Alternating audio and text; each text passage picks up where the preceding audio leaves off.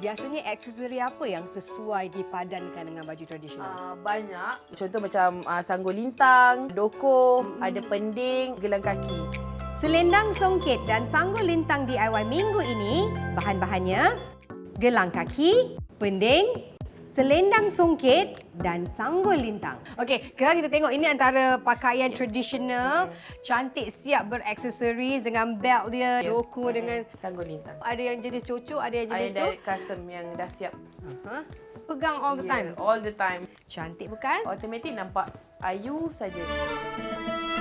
Kita masukkan yang ni ke belakang. Kita masuk kat belakang belt. Kita nak berjumpa orang ramai ke? betul. Ini cara yang paling sesuai. Hebat bukan? Gaya paling sesuai lah.